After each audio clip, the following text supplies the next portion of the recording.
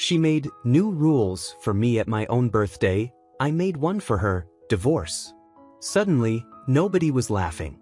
I walked through my front door expecting a quiet evening with my wife Tiffany, maybe some takeout and a movie to celebrate our anniversary. Instead, I found 6 women from her book club sitting in my living room, wine glasses in hand, all staring at me with the kind of expectant energy that immediately put me on edge. I'd been working a double shift at the telecommunications company, troubleshooting network issues across Phoenix until nearly 9 p.m., and honestly just wanted to collapse on my couch. Tiffany stood up with this theatrical flourish, smoothing down her yoga pants like she was about to deliver a keynote speech. Jacob, perfect timing. The girls and I have been discussing some positive changes for our marriage. The way she emphasized positive changes while gesturing to her audience made my stomach drop. This wasn't a conversation, it was a performance. I've prepared some new guidelines that will help us both grow as partners, she continued, pulling out her phone to read from what was clearly a prepared script. First, when you go out with your friends, you'll check in every hour so I know you're safe and being respectful of our marriage. Second, weekends will be dedicated to household maintenance and quality time, which means no more disappearing into your workshop for hours. Third, we're adjusting our financial contributions to better reflect my reduced schedule at the wellness center. I'll be cutting back to focus more on my spiritual development. Her friends nodded along like this was the most reasonable thing they'd ever heard. One of them actually started clapping. It's so inspiring to see a woman finally advocate for her needs, chirped Melissa, raising her wine glass. Men need structure to really thrive in relationships. I stood there holding my work bag, looking at these 6 women who'd apparently spent their evening planning my life while drinking my wine in my house. The audacity was breathtaking. And this needed an audience because? I asked, setting my bag down slowly. Support systems are crucial for implementing positive change, Tiffany replied, still reading from her phone. The girls are here to witness our commitment to these new boundaries. Boundaries? As if asking your husband to check in hourly like a teenager was a reasonable boundary instead of controlling behavior that would make any therapist raise their eyebrows. These guidelines will help you become more present and emotionally available, added Jennifer, another book club member who'd apparently become a marriage counselor between chapters. Tiffany deserves a partner who prioritizes her needs. I realized this whole thing had been orchestrated specifically to humiliate me in front of witnesses. She'd timed it perfectly, announcing these demands when I was tired from work, outnumbered by her supporters, and presumably too polite to cause a scene in front of company. The expectation was clearly that I'd either submit to avoid embarrassment or look like the unreasonable one for objecting to her perfectly reasonable requests. But as I looked around at these women nodding approvingly at my wife's attempt to publicly restructure our marriage without my input, I felt something shift inside me. 15 years of marriage, and she thought this was how to handle relationship issues? By staging an intervention with her book club as the moral authority? Well, I said, walking toward my home office, since we're apparently making announcements tonight, give me just a minute to grab something. I returned with a manila folder I'd been keeping updated for months, the kind of documentation that comes from being married to someone who consistently rewrites history to suit her narrative. I'd learned to keep records after too many arguments where Tiffany would claim I'd agreed to something I'd never discussed or accuse me of being unsupportive when I had receipts proving otherwise.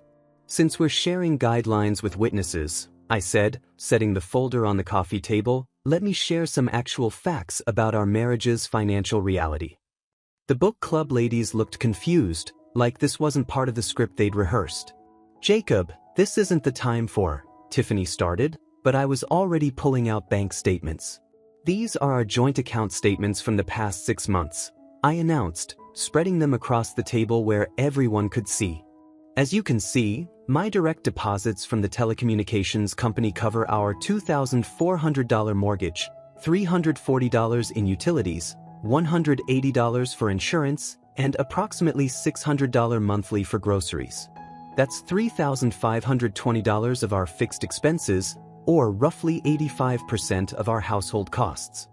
The room went quiet except for the sound of pages rustling as I organized the documentation. Tiffany works 20 hours per week at her friend's wellness center by choice, contributing about $1,200 monthly to our household income. Her portion covers her car payment and whatever's left goes to what she calls personal wellness investments. I pulled out another stack of papers. Speaking of personal wellness investments, here are credit card statements showing $340 at the Sanctuary Spa last month, $290 at that boutique in Old Town, and $180 for a single brunch with friends at the Phoenician. All paid for by my overtime shifts installing fiber optic cables in 115-degree heat. Melissa's wine glass had stopped moving halfway to her mouth. Jennifer was actually reading the bank statements I'd placed in front of her. The meditation retreat package she mentioned wanting to reduce her work hours for? $400 for a weekend of spiritual alignment at a resort in Sedona. I offered to pay for it if she wanted to take vacation time instead of cutting her already minimal work schedule. I turned to face Tiffany directly. Remember when you told your friends I was being cheap about our vacation planning? You left out that I suggested we save money for 3 months so we could actually afford a nice trip instead of charging everything to credit cards. But apparently budgeting responsibly makes me financially controlling. The folder contained screenshots I'd taken of Tiffany's group chat complaints about me being unsupportive of her wellness career, right next to bank records showing I'd paid for her massage therapy certification, her yoga instructor training, and 3 different business coaching programs she'd started but never completed. Here's my favorite, I said, pulling out her Venmo transaction history. 2 weeks ago, Tiffany sent Sarah $60 with the note, "Jacob's being impossible about money again," right after I suggested she pick up extra shifts instead of buying a $200 crystal healing set. The silence was deafening. These women who'd been applauding Tiffany's empowerment speech were now looking at evidence of exactly who was supporting whom in this marriage. The hourly check-ins she wants to implement? Last month when she went to Jennifer's book club meeting, I texted once asking if she needed me to start dinner and got a lecture about being clingy and controlling. I closed the folder and looked around the room. So yes, Tiffany, let's definitely implement some new guidelines. Starting with honesty about who's actually carrying the financial and emotional load in this relationship. The uncomfortable silence stretched until I opened the folder again and pulled out the section I'd been dreading to use but knew I eventually would need. But financial irresponsibility isn't the only issue we need to address tonight, I said, placing a stack of printed text messages on the coffee table. These are conversations between Tiffany and Kyle Washington from the Wellness Center, spanning the past 4 months.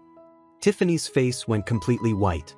"Jacob, you can't just..." Tuesday, March 15th, I read from the first message thread. Tiffany to Kyle. "Jacob just doesn't understand my spiritual journey like you do. Sometimes I feel so trapped in this conventional life." Kyle's response. "You deserve someone who sees your true self. Coffee tomorrow?" The book club ladies were now leaning forward, their expressions shifting from supportive to horrified. "Wednesday lunch at North Italia in Scottsdale," I continued, holding up a credit card statement. $47 on my card while Tiffany told me she was attending a professional development workshop for wellness coaches. I flipped to another page. Thursday, April 2nd.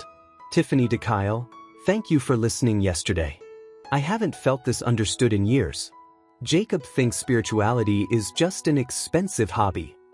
My response when she came home and I asked about her workshop? "That's nice, honey. Learn anything useful?" Jennifer actually gasped. Melissa had set down her wine and was staring at the evidence like it might bite her. "Here's my personal favorite from last week," I said, my voice getting colder.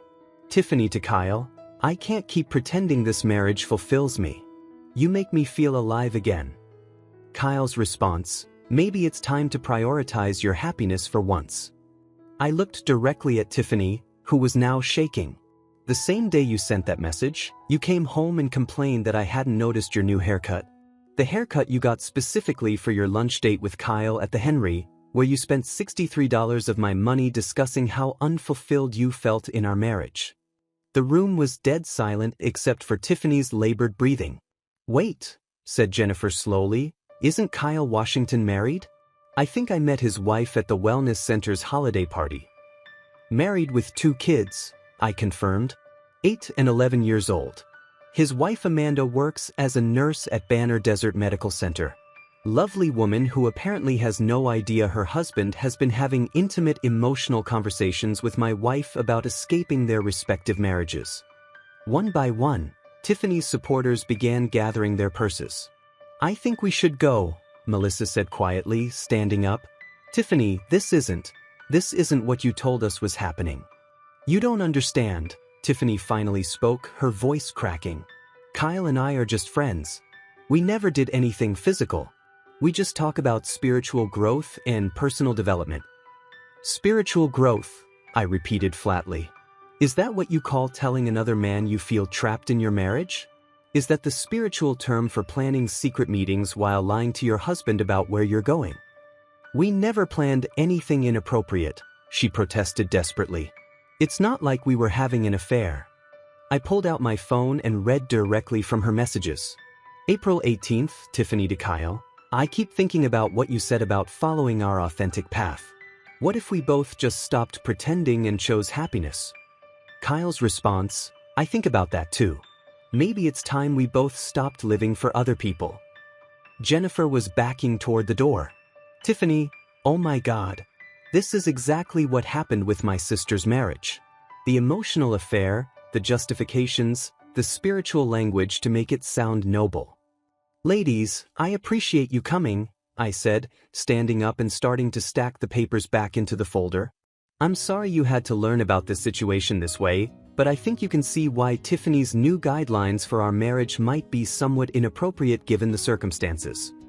As her friends filed out, each offering me awkward apologies, Tiffany remained frozen on the couch. "Jacob, please, you're taking this completely out of context. Kyle was just helping me work through some personal issues." "Personal issues like whether to leave your marriage?" I asked, because that seemed to be the main topic of conversation in about 30% of these messages.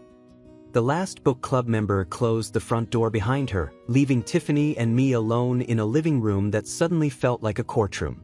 She was still sitting on the couch, staring at the scattered evidence of her secret relationship like she couldn't believe I'd actually documented everything.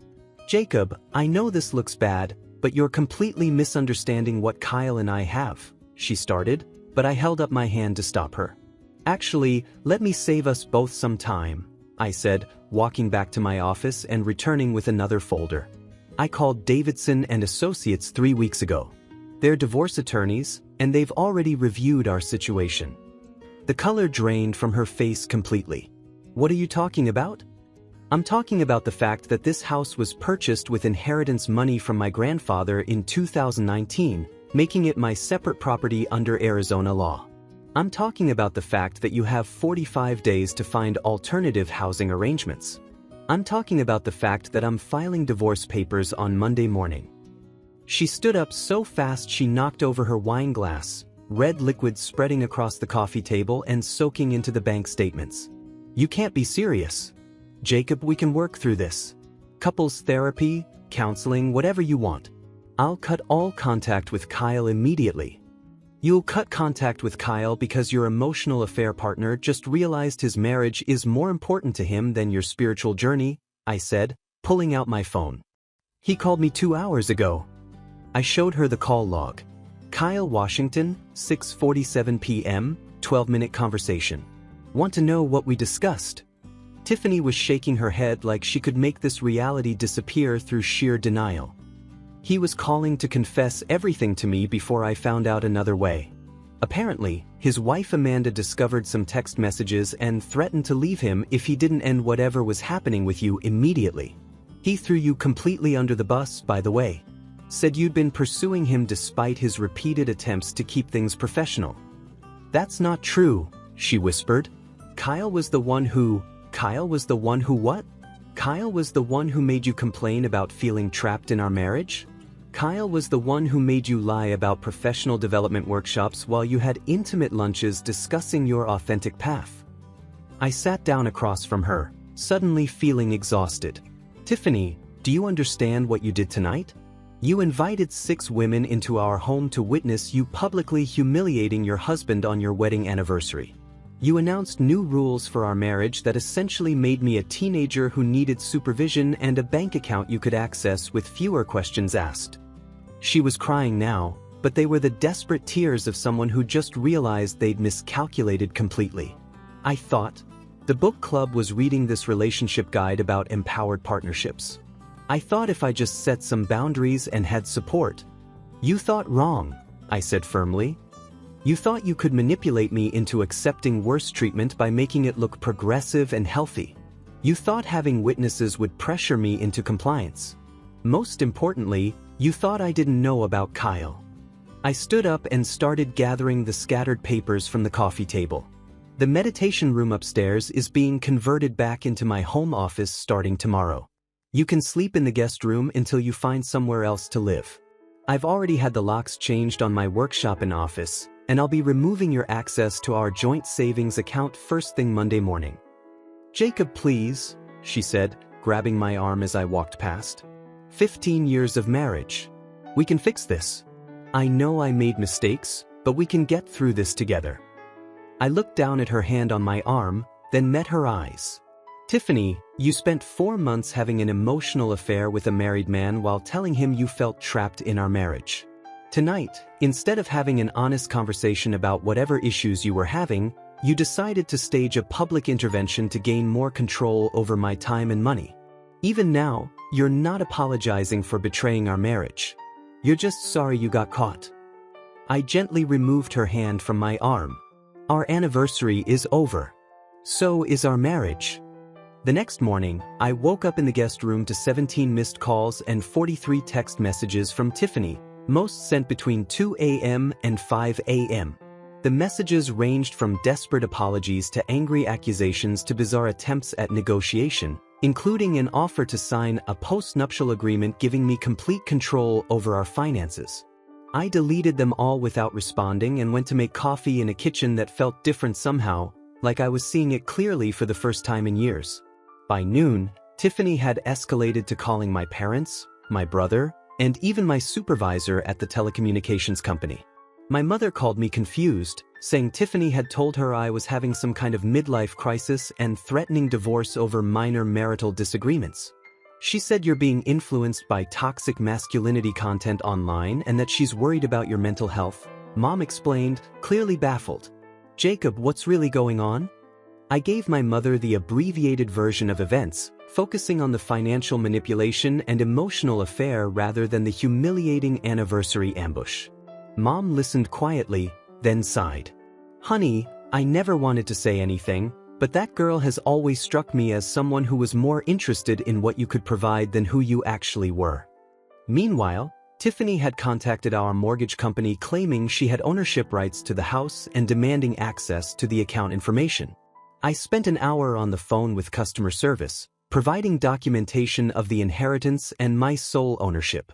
They flagged her as unauthorized and noted the attempted fraud in my file. The real entertainment came when Kyle Washington called again, this time panicked because Tiffany had shown up at his workplace demanding to speak with him. "She's completely lost it, man," he said, his voice shaking. "She cornered me in the parking lot saying you're trying to destroy her life and that I need to help her save your marriage. I told her I'm not getting involved, and she started screaming that I led her on and ruined everything." I almost laughed at the irony. "Let me guess, now she's saying you pursued her?" "Exactly. She's rewriting the whole thing like she was some innocent victim I manipulated. My wife made me show her all our text messages, and Amanda nearly threw up reading some of the stuff Tiffany wrote. She called Tiffany a homewrecker and said if she ever contacts me again, we're filing a restraining order." By Wednesday, my attorney called to report that Tiffany had attempted to drain our joint savings account, but the bank had frozen the transaction when they couldn't verify her identity for such a large withdrawal. She'd also tried to transfer money to her personal account but had been blocked by the daily transfer limits I'd set up years ago after she'd impulsively bought a $2,000 meditation retreat without discussing it. "Your wife called our office demanding to speak with me directly," my lawyer informed me. "She wanted to know if you could legally kick her out of the house and whether she was entitled to alimony." When I explained the inheritance situation and Arizona's laws regarding emotional affairs, she hung up. Thursday brought the most pathetic attempt yet. Tiffany showed up at my workplace with a thermos of coffee and a bag of sandwiches, telling my coworkers she was worried I wasn't eating properly during our temporary rough patch. Security escorted her out after she refused to leave when I declined to see her. That woman seemed pretty desperate, my supervisor observed. Everything okay at home? Getting better every day, I replied and meant it. Friday afternoon, she tried one last manipulation. I came home to find her in the living room with a couple's therapy brochure and a handwritten letter detailing all the ways she planned to change. I've already called Dr. Patterson's office, she announced. I can get us an appointment next week. I'm also going to quit the wellness center completely and find a full-time job with benefits. I realize now that I haven't been a true partner to you. I read her letter while she waited hopefully. It was 2 pages of promises to become more financially responsible, more communicative, more appreciative of my hard work. Everything I'd wanted to hear for years, now offered only because her backup plan had exploded and she was facing the reality of supporting herself. This is really thoughtful, Tiffany, I said, folding the letter carefully. I'm sure your next husband will appreciate these insights. 3 weeks after the anniversary disaster, I was replacing the locks on my workshop when someone knocked on the front door. Through the peephole, I saw Melissa and Jennifer from Tiffany's former book club, both looking uncomfortable and holding coffee cups from the Starbucks down the street. I debated ignoring them, but curiosity won. Jacob, we're so sorry to bother you, Melissa started immediately. We know this is awkward, but we really need to talk to you about what happened. Could we possibly come in for just a few minutes? I let them into the living room, which I'd been systematically reclaiming as my own space. The meditation crystals were gone, replaced by the technical manuals and project guides that Tiffany had banished to the garage years ago. We owe you a huge apology, Jennifer said, setting her coffee down carefully. After we left that night, we started comparing notes about things Tiffany had told us, and we realized we'd been completely manipulated. Melissa pulled out her phone. She's been in our group chat for 2 years, constantly complaining about you being controlling and unsupportive. Look at this message from last Christmas. She showed me a screenshot where Tiffany had written, Jacob refuses to let me pursue my wellness coaching certification. He says we can't afford it but then spends hundreds on his stupid workshop tools. He doesn't want me to succeed because then I won't need him financially. I paid for her entire wellness coaching program, I said flatly. She signed up, attended 2 sessions, then quit because she said the instructor didn't understand her vision. Jennifer winced. She told us you refused to pay for it and that you said her career goals were a waste of money. She made you sound like this financial tyrant who controlled every penny she spent. They spent the next hour showing me screenshots from their group text messages, a comprehensive catalog of lies Tiffany had told about our marriage. According to her version of events, I was a controlling husband who monitored her spending, criticized her spiritual interests, and refused to support her dreams of becoming a wellness entrepreneur. Here's what she said about your workshop time, Melissa continued, scrolling through months of messages.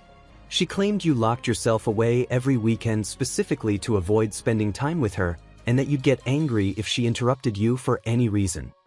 The reality was that I'd built my workshop as a stress relief hobby after years of walking on eggshells around Tiffany's mood swings. I'd invited her to join me countless times, offering to teach her woodworking or electronics repair, but she'd always said power tools were too masculine for her energy. The worst part, Jennifer admitted, is that we never questioned any of it. She was so convincing and honestly, we wanted to support her. It felt empowering to help a friend stand up to what we thought was an oppressive husband. Melissa looked genuinely ashamed. When she started talking about setting new boundaries and taking control of her marriage, we thought she was finally advocating for herself. We had no idea she was planning to ambush you with demands while carrying on an emotional affair. They explained how Tiffany had presented the anniversary intervention as a necessary step to save their marriage, claiming I'd been distant and unsupportive lately and needed a wake-up call from neutral parties. She said you respected our opinions and that hearing the same feedback from multiple women would help you realize how your behavior was affecting her, Jennifer continued. We genuinely thought we were helping both of you communicate better. I poured myself more coffee, processing the extent of Tiffany's manipulation. Did she mention Kyle Washington to any of you? Both women shook their heads. Never by name, Melissa said. But she did talk about finding someone at work who really understood her spiritual journey. She made it sound like a female mentor or wellness coach, not a married man she was having intimate conversations with. Jennifer leaned forward. Jacob, we feel terrible about what we participated in. If we'd known the real situation, if we'd ever heard your side of things, we never would have supported that ambush. The way she orchestrated the whole thing, using us as props to humiliate you, it's actually sick. I appreciate you telling me this, I said honestly. It helps to know you weren't maliciously trying to destroy my marriage. You were just working with false information. Melissa stood up to leave, then paused. For what it's worth, Tiffany's been reaching out to all of us constantly since that night. She's trying to get us to convince you to go to couples therapy, claiming you're having a breakdown and making irrational decisions. We've all stopped responding to her messages. 9 months later, I stood in my completely renovated living room, preparing for my 43rd birthday celebration with people who actually wanted to be there. The meditation corner had become a comfortable reading nook with my technical journals and fiction novels. The walls displayed my woodworking projects instead of inspirational quotes about manifesting abundance. Most importantly, the space felt like mine again instead of a stage set for someone else's performance. Tiffany's attempt to claim half the house value and request alimony had collapsed spectacularly when her attorney reviewed my documentation and advised immediate settlement to avoid courtroom humiliation. The divorce finalized in record time, with Tiffany receiving only her personal belongings and the credit card debt she'd accumulated buying spiritual guidance from various online gurus. She'd moved back in with her parents in Tucson, a reality that apparently contradicted everything she'd told her social media followers about choosing her authentic path. My friend Dave from the telecommunications company arrived early, bringing beer and genuine curiosity about my workshop renovations.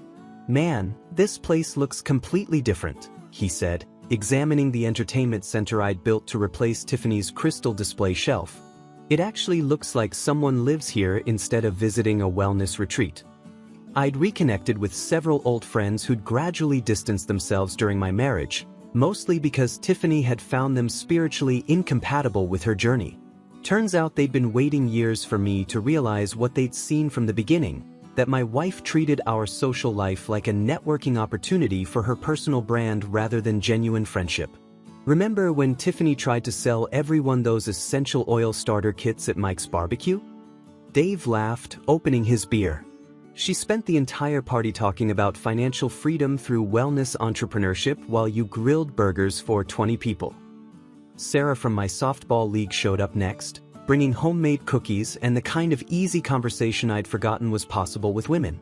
She worked as a nurse practitioner, owned her own small house, and had zero interest in being supported by anyone else. We'd been dating casually for 3 months, and she still insisted on splitting every dinner check and paying for her own movie tickets. "How's the legal situation?" she asked, settling into the couch I'd bought specifically because I liked it, not because it matched some feng shui color scheme. "Completely finished," I replied. Tiffany signed the final papers last week. Her lawyer apparently told her that emotional affairs and financial manipulation don't play well in Arizona divorce court, especially when the husband has documentation going back months. The best part of the evening was the absence of drama. No one needed to check their chakras before eating. No one criticized the beer selection as toxically masculine. No one suggested we cleanse the space with sage or discuss our authentic selves. We talked about work, sports, upcoming weekend plans, and the new streaming shows everyone was watching. Normal adult conversation between people who actually enjoyed each other's company. Around 10 p.m., my phone buzzed with a text from an unknown number. "I hope you're happy now. Kyle's wife filed for divorce and he blames me for everything. I lost my job because of the drama you caused. Some of us are trying to rebuild our lives while you celebrate destroying families." I showed the message to Sarah, who read it and shook her head. She's still making herself the victim in a situation where she was having an emotional affair with a married man while planning to financially control her husband. That's actually impressive levels of self-deception. I deleted the message without responding. Tiffany could rewrite history for whoever was willing to listen, but I knew the truth, and more importantly, I'd learned to value people who didn't require constant management of their emotions and finances. You know what's funny? I told Sarah as we cleaned up the birthday celebration. I spent years feeling like I wasn't doing enough, earning enough, being present enough. Turns out I was doing too much for someone who didn't appreciate any of it. She nodded, stacking plates in the dishwasher I'd bought after Tiffany moved out. She'd always claimed dishwashers wasted water and preferred hand washing as a mindfulness practice. The best revenge really is living well, Sarah observed. You've got your house back, your money back, and your peace of mind back. Plus, anyone who knows the real story can see exactly who was the problem in that marriage. Looking around my quiet, comfortable home, I realized she was absolutely right. Tiffany's attempt to publicly humiliate me into submission had actually liberated me from years of walking on eggshells around someone who saw our marriage as a financial arrangement with spiritual benefits. I was finally free to build a life with someone who wanted to be an actual partner instead of a supported dependent with boundary issues.